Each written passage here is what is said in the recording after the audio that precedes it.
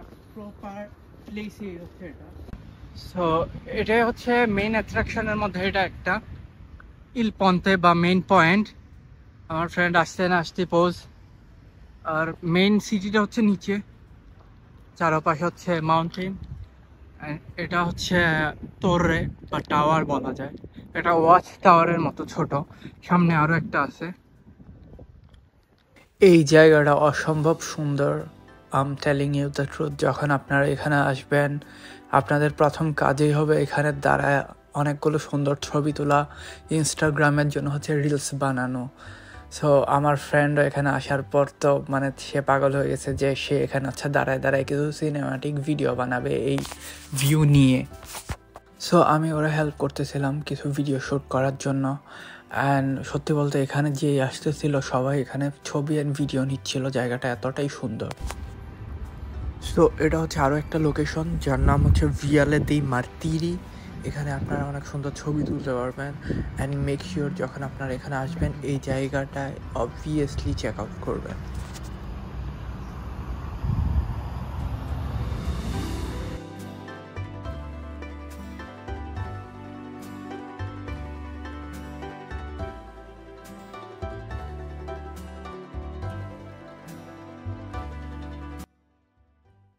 Next যেটা করতে পারেন সেটা হচ্ছে এই টেলিস্কোপ ইউজ করা। সো এখানে আপনারা €1 দিয়ে আনুমানিক 10 মিনিটের মতো হচ্ছে টেলিস্কোপটা ইউজ করতে পারবেন। সো আমি আর আমার ফ্রেন্ড অনেক এক্সাইটেড ছিলাম এই টেলিস্কোপটা ইউজ করার জন্য। অ্যান্ড এটা আমার লাইফে ফার্স্ট টাইম ছিল যে কোনো একটা ফরেন লোকেশনে, স্পেশালি ইউরোপে, টেলিস্কোপ দিয়ে হচ্ছে দূরের সিন দেখা। আর এই জায়গাতে আই থিঙ্ক এটা একটা পারফেক্ট লোকেশন টেলিস্কোপ দিয়ে হচ্ছে দূরের পাহাড়টা নোটিস করা। অ্যান্ড দূরের যে গ্রামের যে অংশটা ছিল সেটাও হচ্ছে খুব ভালোভাবে দেখতে পাওয়া।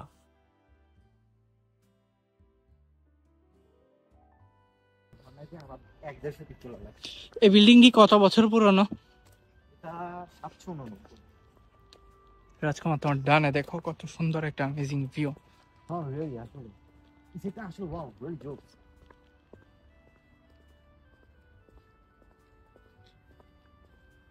সমস্যা নাই, নেক্সট ব্লগে আমরা যে প্যারাশুট দিয়ে নামলামটা না ওটা দেখাই দেবো, সমস্যা নেই। আর এই হচ্ছে মানে আপার সিটি। আর এখন আমরা হচ্ছে যতই লোয়ারে যাচ্ছি মানে গ্রাউন্ডে, পাহাড়ের পাদদেশে। পাহাড়ের কি দেশে? পাদদেশে। আচ্ছা,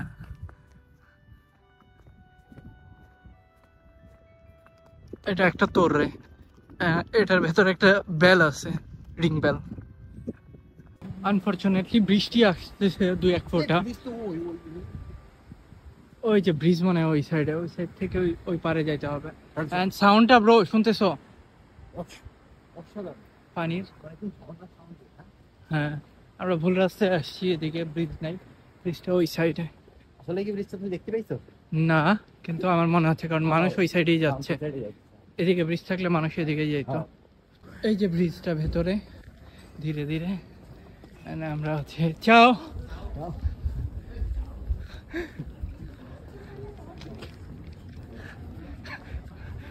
ওনার বউ ওনারে বলতেছে তুই পারলি পকো ইংরেজে।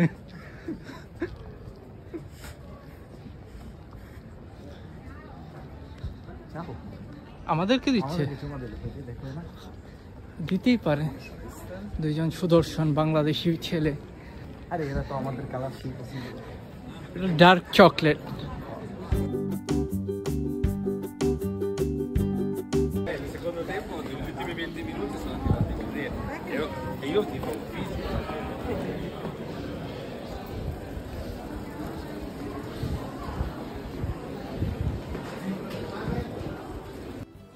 এখন যে ব্রিজটা দেখতেছেন এই ব্রিজটার নাম হচ্ছে পন্তে ভেকিও। এটা 1569 সালে ডিজাইন করা হয়েছিল। ইতালির অনেক ফেমাস একজন আর্কিটেকচার অ্যান্দ্রিয়া পাল্লাদিও ডিজাইন করছিল। এই ব্রিজটা বেশ কয়েকবার ভাঙছে, বাট লাস্ট টাইম যখন ভাঙছিল সেই সময়টা ছিল World War II। এই ব্রিজটা পন্তে ব্রেন্তা নদীর উপর নির্মিত এবং হচ্ছে এই রিভারটা এখান থেকে শুরু করে ভেনিস গিয়ে হচ্ছে মিলিত হয়েছে। বেচারা ভাবছে ওর ছবি তুলতেছি অ্যান্ড পোজ দিয়ে দাঁড়ায় আছে।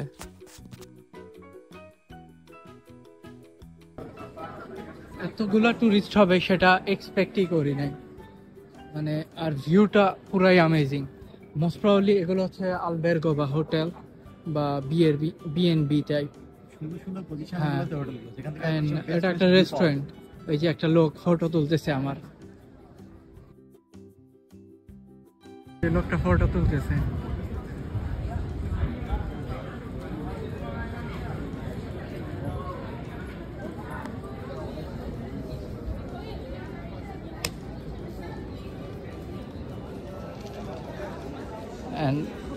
হিউজ লেভেলের টুরিস্ট আসছে, যেটা এক্সপেক্ট করেই নাই যে এত টুরিস্ট আসবে।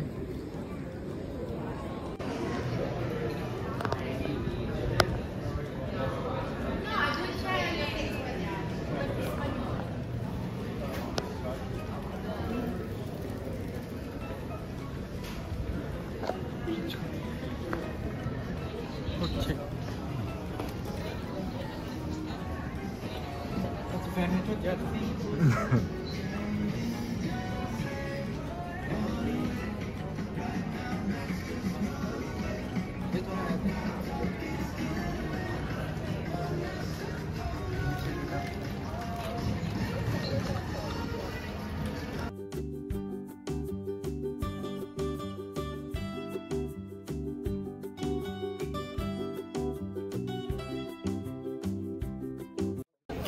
একটা জিনিস বলতে ভুলে গেছিলাম যে বাসানোল দেল গ্রাপ্পা মূলত ফেমাস গ্রেপস কাল্টিভেশনের জন্য আর হচ্ছে ওয়াইন বানানোর জন্য, যেটা ইতালিয়ান ভাষায় বলে ভিনো।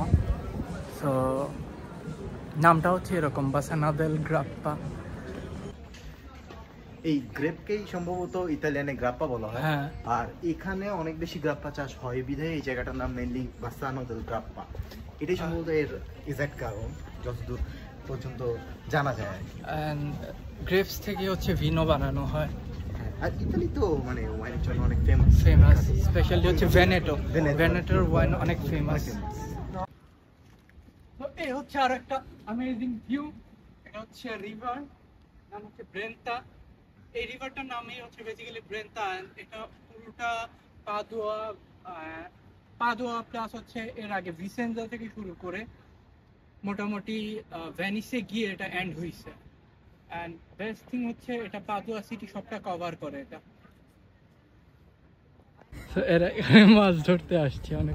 জেলে পট্টি বলাবা যত সব জেলে পট্টি ফালতু বলাবা, টাইগার নিয়ে এটা যেতেছে। আর এখন আমরা যাচ্ছি আমাদের মেইন অ্যাট্রাকশন বা মেইন পয়েন্টে। সো বাসানো দেল গ্রাপ্পা আসলে মাস্ট এই লোকেশন আপনাকে আসতেই হবে।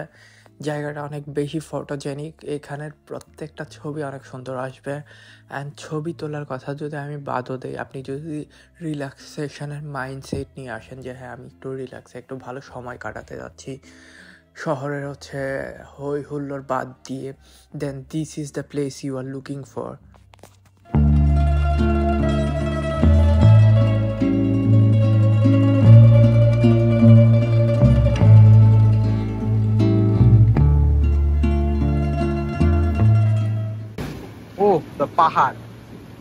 পাহাড়ের ভিউটা সেই আসে। আমার পেছনে দুইটা মেয়ে টিকটক বানাচ্ছিল অ্যান্ড আমিও পাথর কালেক্ট করা শুরু করে দিয়েছি। I know this is very childish but I really love to do that.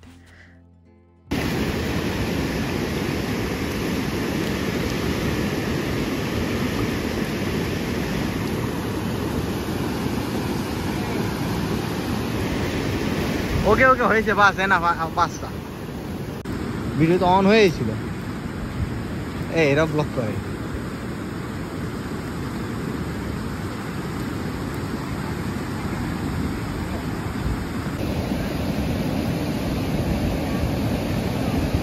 দাও এবার হাত দাও, হাত দাও। আমার ফ্রেন্ড বলতেছিল বিভিন্ন পোস্ট দিয়ে ছবি তুলতে, বাট সত্যি বলতে একটা ছবিও ভালো আসে নাই।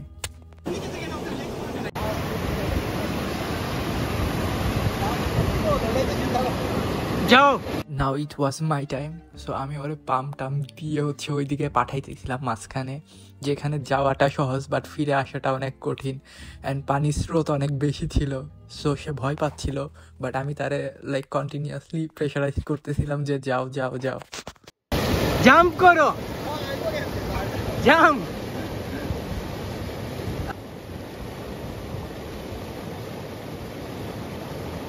ব্রাভো।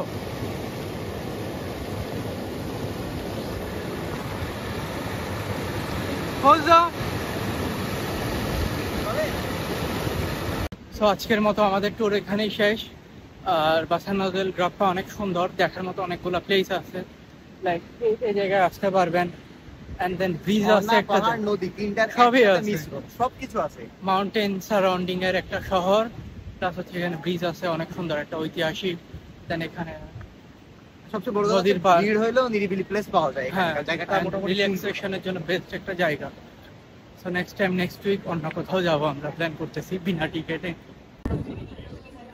আর এটা হচ্ছে লাইক ব্রিজটা ক্রস করলে ছোট একটা মার্কেটের মতো। অ্যান্ড এখান থেকে ঠিক ডানে গেলে হচ্ছে আমরা যেখানে গেছিলাম, ঝর্ণার পার, নদীর পার। আর এই হচ্ছে ব্রিজ। এখানে পানি রিফিল করার একটা ব্যবস্থা আছে, ভালো বুদ্ধি। হ্যাঁ, রিফিল করো, চাপ দাও, ঘুরাই দেখো, বাইরে টান দাও। না জেনে গালি দিয়ে দিচ্ছি, এটা কাজ করে। আর আমরা আসার সময় এদিক দিয়ে আসছিলাম অনেক ঘুরে, বাট ব্রিজটা হচ্ছে এটা, কিন্তু এদিকেও একটা রাস্তা আছে। অ্যান্ড দেন এদিকেও রাস্তা, খুব সম্ভবত এটা সিটি সেন্টারে যায়। অ্যান্ড শর্টকাট রাস্তা দিয়ে চলে যেতে হবে, কজ অনেক সময় হয়ে গেছে।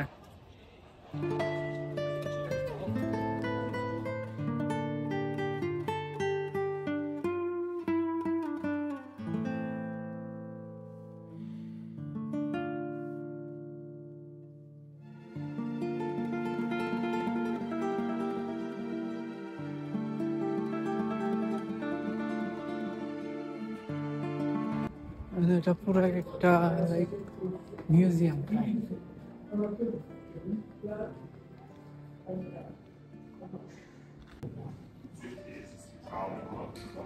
পলি সম্ভবত ওনার নাম। অ্যান্ড এটা হচ্ছে মেশিনটা কিভাবে হচ্ছে গ্রাপ্পা তৈরি হয়।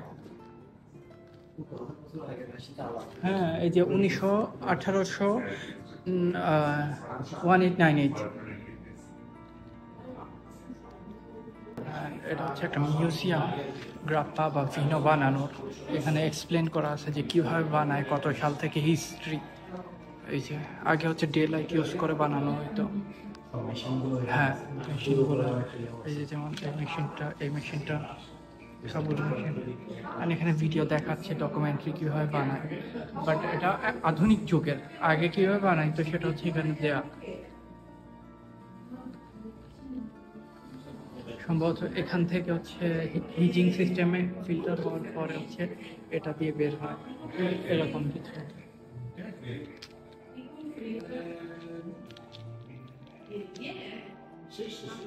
আর এটা হচ্ছে ওর অনেক ল্যাবরেটরিও, আলকিমিস্তা।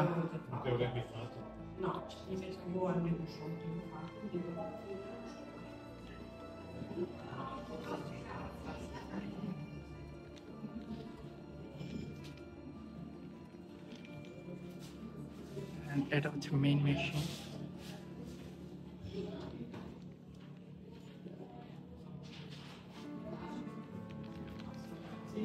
কিভাবে এটা মেন দোকান।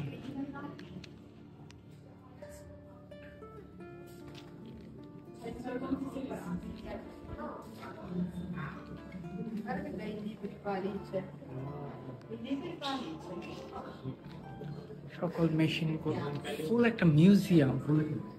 ইমাজিন করতে পারো যে ব্রো, যে কিভাবে হচ্ছে ভিনো বানায়, সেটার জন্য what the heck।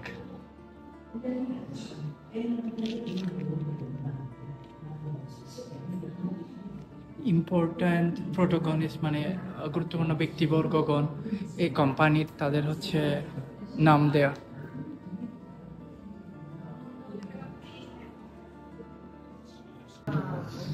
আর এখানে হচ্ছে একটা থিয়েটারের মতো সোনা থাকে না, ওটার মতো। এটা লাইক ডকুমেন্টারি দেখাচ্ছে কিভাবে ভিনোটা তৈরি হয় প্রপার, বাট আনফরচুনেটলি ইতালিয়ান ভাষায়। আর এখানে যত রকমের ভিনো আছে সবগুলো স্যাম্পল।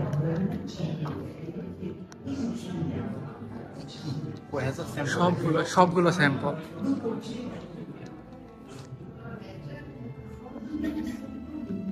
কই আসলাম এটা? শিল্পের আকারে নিয়ে গেছে।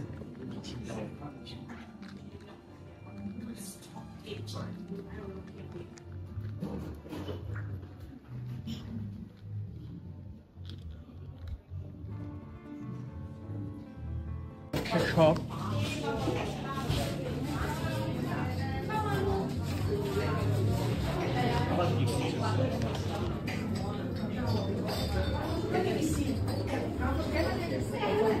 ট্রাই করতেছে এটা স্যাম্পল।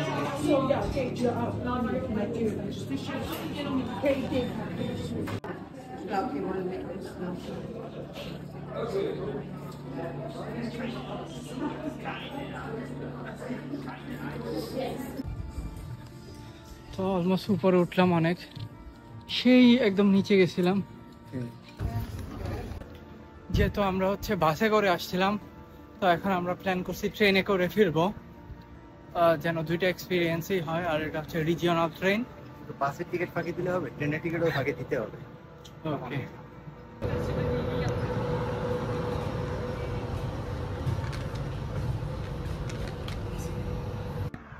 প্রবলেম হচ্ছে আমরা যে ট্রেনে উঠছিলাম, তো আমরা একটু নামছি, নামার পর ট্রেন গায়েব হয়ে গেছে।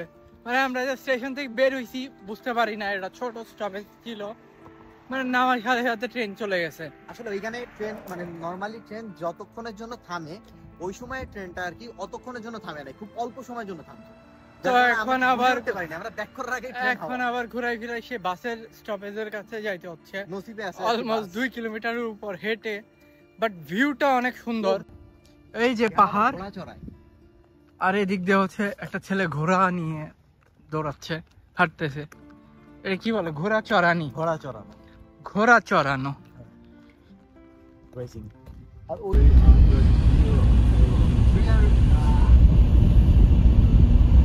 GPS signal lost.